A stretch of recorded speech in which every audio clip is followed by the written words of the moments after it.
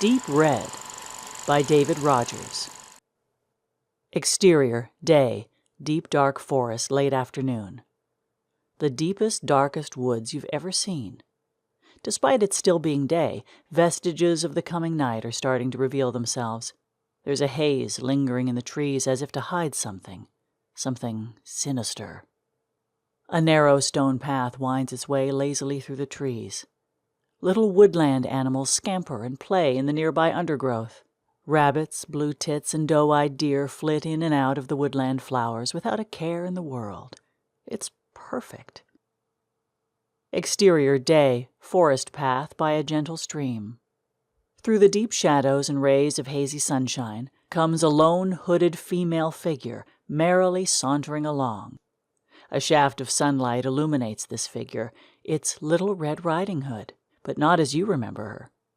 Little Red has grown up into a stunning, high-heeled, bodice-wearing temptress.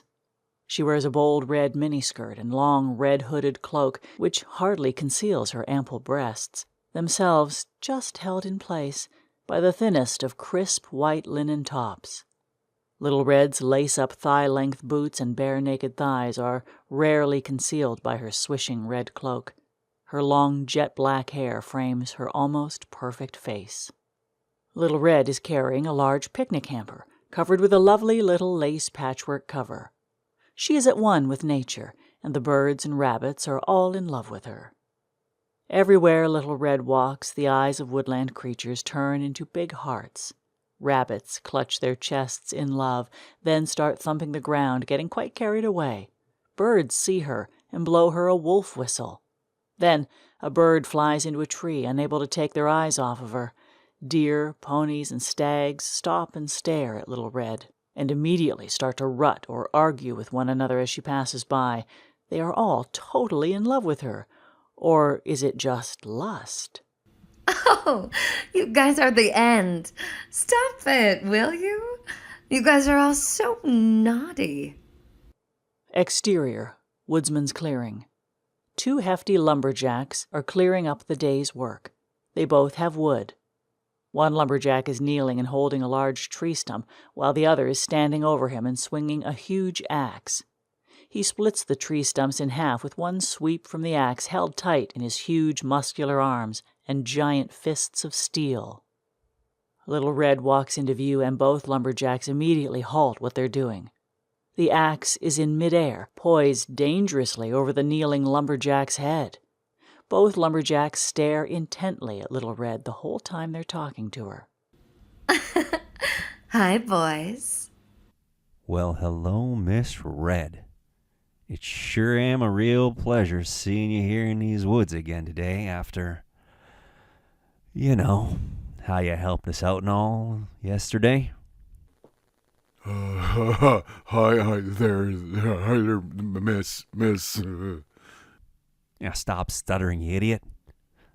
Miss Red, may I say that you sure are looking mighty purty again today.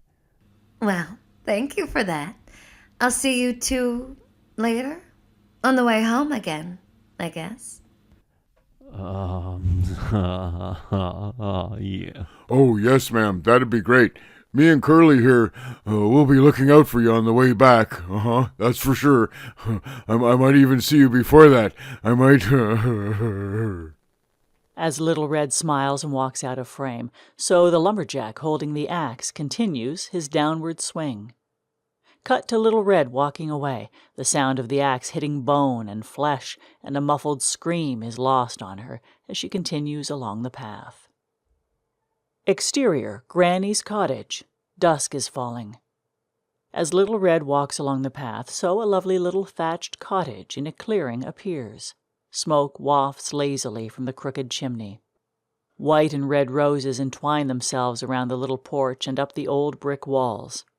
Little Red steps into the clearing and stops. She looks towards the house. The front door is open. There looks like large scratches on the front door. Something isn't right. Grandma? Oh, Grandma! Little Red continues to approach the house. Interior, Granny's cottage. Dusk is falling. Inside, a large, hideously hairy werewolf is waiting for Little Red, licking his lips, wearing what suspiciously looks like a torn lumberjack shirt and fumbling in his torn, bloody trousers. The beast has something large and throbbing for Little Red in his pants. The werewolf dribbles in anticipation.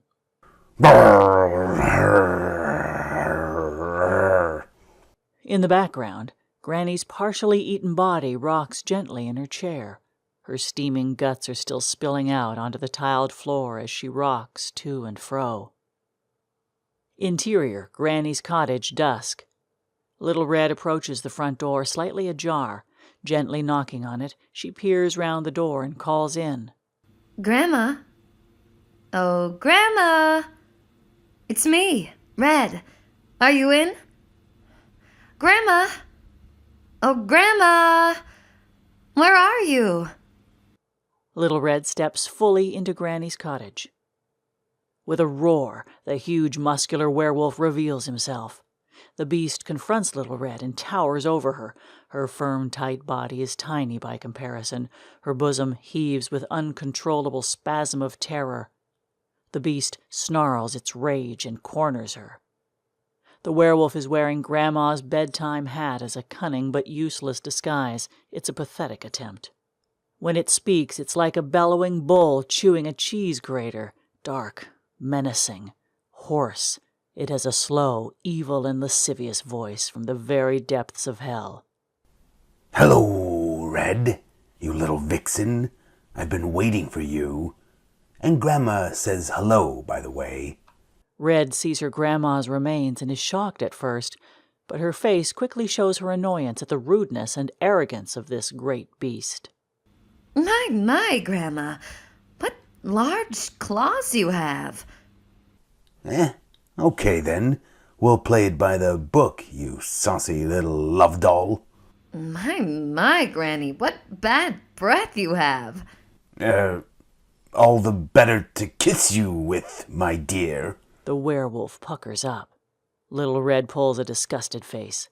The huge, cheeky werewolf clutches his swollen crotch area suggestively. My, Mr. Wolf. What a really small dick you have. Roar! All the better to meet you with, you little bitch. Roar!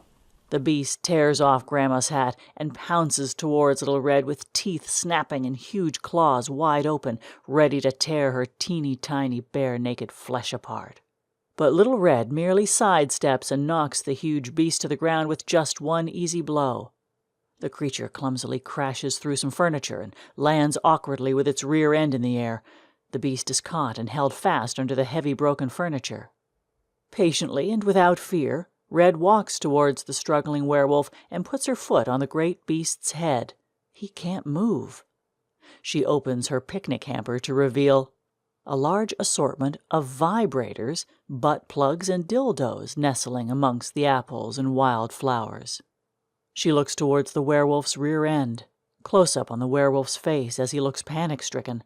Red presses her boot firmly on his back, and the werewolf struggles, but still he can't free himself. Little Red is far stronger and experienced than she looks. Oh, get off me, you little cow! Mr. Wolf, keep still. But this ain't supposed to be how it happens. It ain't like this in the storybooks. This isn't a kid's bedtime story, Mr. Wolfie. Now, hold still. This is going to hurt you a lot more than it does me. She waves a huge, bright red dildo in the air. But you're supposed to let me eat you. Yeah, well, maybe later, you big hairy hunk. But wake up and smell the coffee, handsome. This is the 21st century. You better get used to being screwed. Little Red glances admiringly at the huge red dildo she holds aloft before plunging it down, fast towards the beast's upturned bottom. Fast cut to, extreme close-up, the werewolf goes cross-eyed. Exterior cottage. The full moon has risen overhead. An ear-splitting werewolf howl pierces the night. The cry starts very loud, but then fades out. Ow!